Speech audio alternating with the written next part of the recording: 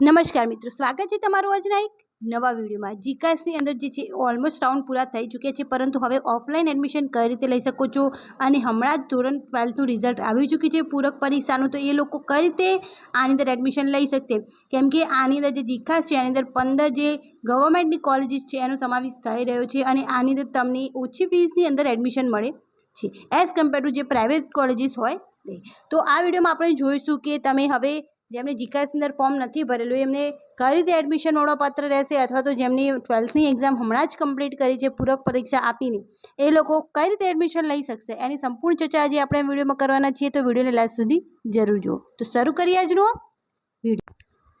આ નોટિફિકેશન જે છે એ યુજી અને પીજી કોર્સીસ બંને માટે જે છે એ અપ્લાય કરી શકાય છે, કેમ કે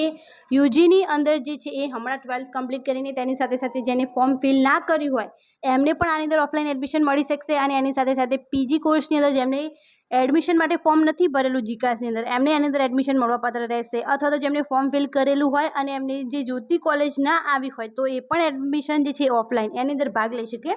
છે। તો આ જે છે પરિપત્ર એ ગુજરાત યુનિવર્સિટી દ્વારા બહાર પાડવામાં આવ્યું છે, પરંતુ આ ઓફિશિયલ પરિપત્ર જે છે એ મોસ્ટલી બધી જ ગવર્મેન્ટ કોલેજની અંદર લાગુ પડશે। ગુજરાત યુનિવર્સિટીના શૈક્ષણિક સત્ર 2024-25ની પ્રવેશ કાર્યવાહી અંતર્ગત ધોરણ 12ની પૂરક પરીક્ષાના પરિણામ આવ્યા બાદ ઉત્તીર્ણ વિદ્યાર્થીઓએ અને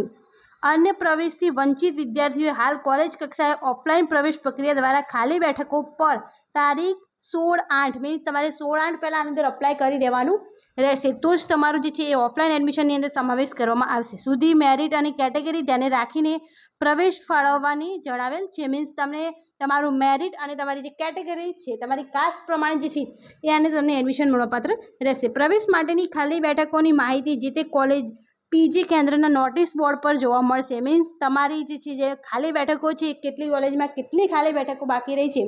એ તમને એનું જે નોટિફિકેશન બોર્ડ હોય ત્યાં જોવા મળી જશે, અને જે પીજી છે એમને કેન્દ્રના નોટિસ બોર્ડ પર જોવા મળશે। જીકાસ પોર્ટલમાં રજિસ્ટ્રેશન ન કરાવેલ હોય તેવા વિદ્યાર્થીઓએ પણ જરૂરી પ્રમાણપત્રો ચકાસીને તેમજ કોલેજમાં ફી ભરીને કોલેજ દ્વારા સીધો પ્રવેશ ફાળવવામાં આવશે, મીન્સ જેની અંદર જીકાસની અંદર જેમને અપ્લાય નથી કર્યું એમને પણ આની અંદર એડમિશન મળવાપાત્ર રહેશે, અને એની સાથે સાથે જેમને 12th પૂરકની પરીક્ષા આપેલી હોય અને જે પાસ થયા હોય એમને પણ આની અંદર એડમિશન મળવાપાત્ર રહેશે। અને પીજી કોર્સની અંદર જેમને ફોર્મ ફિલ કરવાનું બાકી હોય અને એડમિશન લેવા માગતા હોય તો ફોર્મ ફિલ કર્યું હોય પરંતુ જે કોલેજમાં સિલેક્શન થયું હોય એમાં ના જવું હોય તો એ પણ ઓફલાઈન એડમિશનમાં જે છે એ ભાગ લઈ શકે છે, પરંતુ આને આ માટે તમારે જે છે એ કોલેજની જે નોટિસ બોર્ડ હોય ત્યાં જોઈ રહેવાનું રહેશે કે એની અંદર કેટલી ખાલી બેઠકો છે અને તમે અપ્લાય કરી શકો છો કે નહીં। આની અંદર તમારું જે મેરિટ છે એ બે આધારે બનશે, એક તમારું મેરિટ અને એક તમારી જે કાસ્ટની કેટેગરી હોય એના પ્રમાણે તમારું મેરિટ બનવામાં આવશે, અને એના પ્રમાણે તમને સીટ જે છે એની ફાળવણી કરવામાં આવશે। અને તમારે આનો ઓફિશિયલ પરિપત્ર જોતો હોય તો તમે એમની ગુજરાતની જે યુનિવર્સિટીની વેબસાઇટ છે એની અંદર જઈને જોઈ શકો છો, જેની અંદર તમને બધી જ ઇન્ફોર્મેશન જે છે એ આની મળવાપાત્ર રહેશે। તો આ વિડીયોને વધુથી વધુ શેર કરો જેમને હજુ એડમિશન લેવાનું બાકી હોય, કેમ કે ગવર્મેન્ટ કોલેજીસની અંદર તમને ઓછી ફીસમાં અને સારું શિક્ષણ માટે જે છે એ એડમિશન મળી શકે છે।